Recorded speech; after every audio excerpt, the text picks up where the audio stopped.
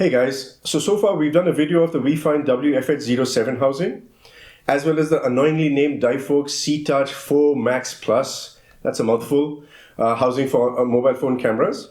You can find a link to both of the videos in the description below. In today's video, we're going to compare the two housings and help you decide which of the two is the better fit for your needs.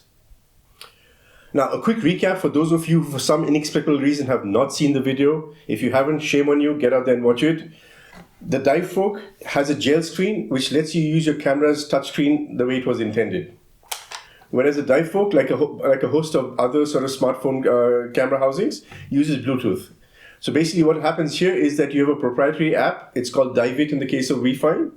You pair your phone to the app, and then basically by using buttons on the housing, you can control the app, which then lets you take the photos and videos as you so choose underwater. So with that short intro out of the way, let's compare the two housings and see how they stack up to each other.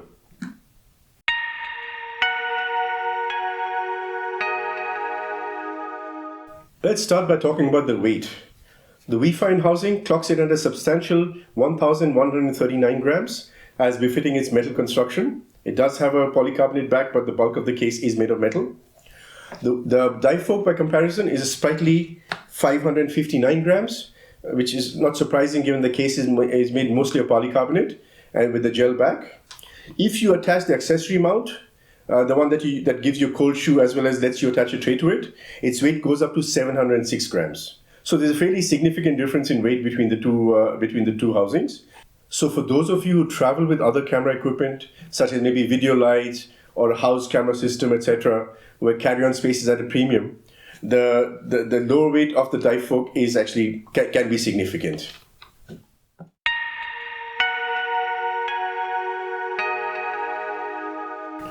Now let's talk about build quality. Now, as I said, the DiveVolk is made of polycarbonate. There's nothing inherently wrong with that material. It's quite robust. It should stand the test of time. However, the one thing you have to be careful with the DiveVolk is that the gel back.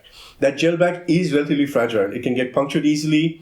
So when you travel with it, you have to sort of put this cover on it to prevent it from getting damaged. Even on the dive boat, if you drop something on the screen, that can damage it and cause leaks inside. So this, while I would call it a fragile unit, it definitely is a unit where you have to be a bit careful about how you travel with it and how it's handled when on the dive boat. By comparison, the Weefine, as befitting its mostly metal construction, it's bomb-proof. I can probably, don't do that.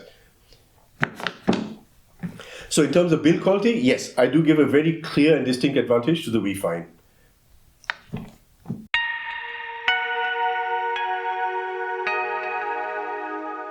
Now the next and possibly most important thing we care about is how reliable are these housings in terms of not leaking. Let's start with the DiveVolk.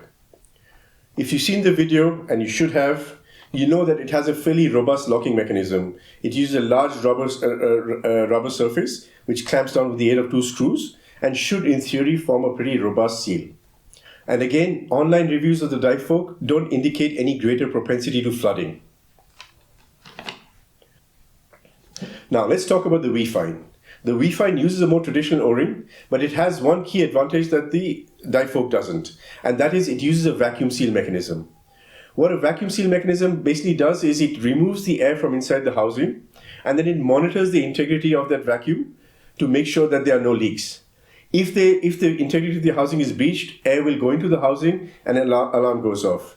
This way you're informed of a potential failure before you take the housing in the water. Just a little personal history here. Between 2006 and 2018, I flooded my old Aquatica system 3 times. Each time user error, nothing to do with Aquatica. But there was no way for me to actually know there was an issue with the seal in my housing until I actually went underwater. And then sort of, glug, glug, glug, you see water going in your housing, and it's not a fun sight. Since 2018, I've switched to a housing which has had a vacuum seal, and so far, knock on wood, no issues whatsoever. So I'm a big believer in vacuum seals if you can. They're a great way to sort of reduce user error and also to let you know if there's any issues with the integrity of your housing before you take it in the water, which can have potentially very unpleasant consequences. So from that point of view, I find the Weefine a sort of a much more reliable option. Which is not to say that DiveVolk is bad. It's just that for me, that vacuum seal gives me peace of mind.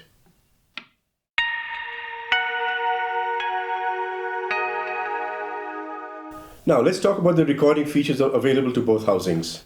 With the DiveVolk, because of its touchscreen capabilities, you can use any camera app in your phone that you so desire. Be it the native app, be it the Blackmagic camera app, or whatever you prefer. So in terms of feature set, you get whatever your preferred camera app offers. With the Weefine, you're sort of limited to the proprietary app. In this case, it's called DiveIt, and all the features available that come with the app. Now, while the DiveIt app does provide you with certain basic features for free, to get access to things like 4K recording and some of the additional features, you do need to pay a fee. You can pay. They have a weekly subscription option, an annual subscription option, and a lifetime purchase for about 9,000 rupees. So, I mean, it's not the end of the world, but it is an added expense out there.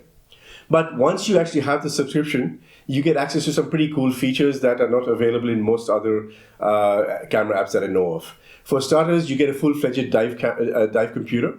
So you can actually get your the information while diving. You can overlay your depth on your screen. So when you record something, you can actually see the depth and have that depth recorded along with your whatever you're shooting. You get access to some pre-cooked filters, and you can even play games on a safety stop if you so desire. Please don't. You don't want to do that, but if you want to, you could. So in terms of feature set, the DiveVolk gives you flexibility to choose the app that you want. With the Weefine, you're kind of limited to one app, but that app has some pretty cool features that sort of most other camera apps don't. So I'll probably give the edge to the Weefine in this case.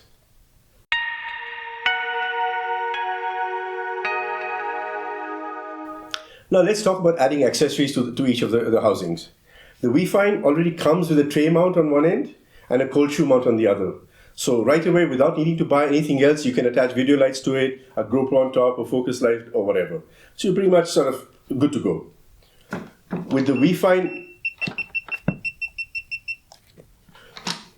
Weefine housing, you do not get any attachment points. You have to purchase an aftermarket clamp, and that clamp gives you an option to mount it on a tray and gives you a cold shoe mount. So in terms of stock, the Weefine does have the advantage that you can scale it up immediately. Now, if you want to add filters or wet lenses, in both cases you will need to buy an aftermarket accessory which attaches to the front of the housing and lets you attach a filter to the front. In the case of the Weefine, that accessory is available as a standalone unit. In the case of the DiveVolk, you get this mounting clamp and the filter accessory as one unit. So, it's kind of 6 of one, half a dozen of the other. I do think that the Weefine is better equipped to scale up right away. But if you really want to sort of get to the maximum sort of capabilities of your system, you will need to buy accessories in either case.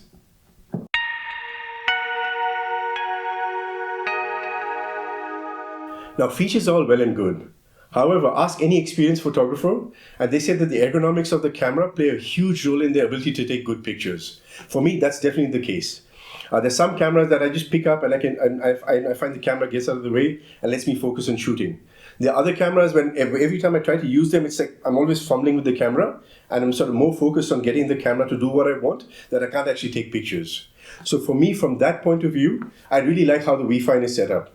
It actually has physical buttons. It has a shutter button for actually starting to shoot or starting or ending your recordings or to take a picture. It has a control dial which lets you zoom in and out.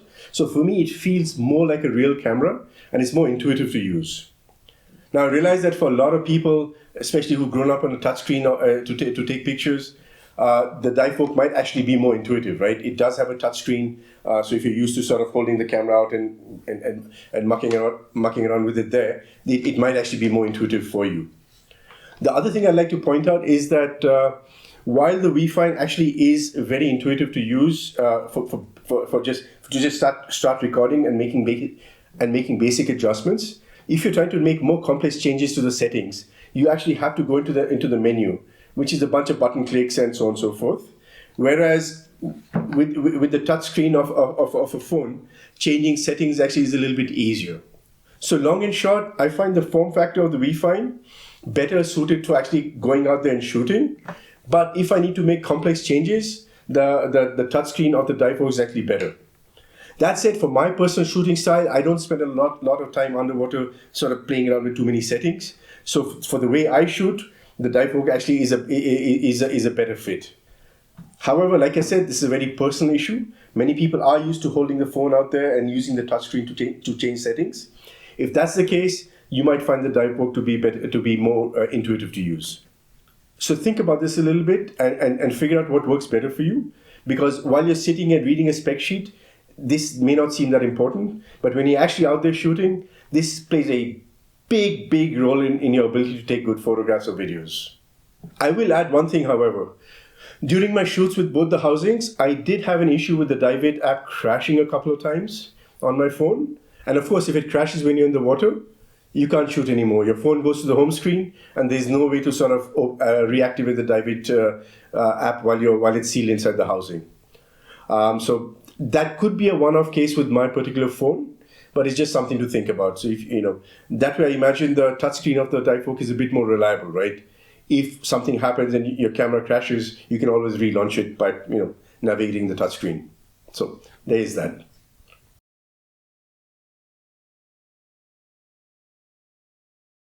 So after all this blah blah blah, I bet you have one question: which of these two housings should you get? Do you want the truth? You can't handle the truth. Oh no, wait, you can. Okay, so here's the truth. The first factor that you should consider is the user interface. In other words, do you want like a touchscreen-based shooting form factor, or do you like buttons and dials to actually manage the controls? That, to me, should be sort of the main deciding factor. If you're indifferent, then both of these housings have some strengths and weaknesses. The DiveVolk housing lets you use either the native camera app or any camera app that you so prefer. For some people, that really is a big deal. I know people who swear by using the Blackmagic camera app, for example. The DiveVolk housing also is lighter in weight. So if you're traveling with other camera equipment, or you plan to add some video lights and so on and so forth, that half a kilo saved can be quite significant in terms of sort of keeping your carry-on bag legal. And the third kind of niche application is that if you also have a house camera system, you can, in theory, use the DiveVolk housing as a monitor for your camera system, which is kind of cool. Otherwise, I do think the Weefine is a better choice. For starters, it is more robust, and that's actually a big thing. Not just when you travel, but also on the dive boat. If you've been on a dive boat with camera equipment, you know when you come up, when you hand your camera up, they sort of chuck it in the dunk tank, and there's other cameras floating around, masks, computers. Any of those can sort of come in there and potentially puncture this gel screen. At least I'd be pretty worried about that happening, so it'd keep me up at night. Okay, it probably wouldn't, but I'd be worried about it anyway. So the robustness is a big thing in real-world usage. I also like the fact that you can just add lights and tray to this right away without needing to buy more accessories. So for example, if you have a tray system or a smaller tray system, you can attach it right away. And of course, I'm particularly grateful of the fact that the Weefine comes with a vacuum seal. Because like I said, there will be a time when you make a mistake. And when you do, that vacuum seal system is going to prevent you from killing your phone. So there you have it, folks, the pros and cons of each. If you have any questions, drop us a comment below. And like I said, we just started this channel recently, so please like, share, send us money, gold, whatever. Thank you for watching.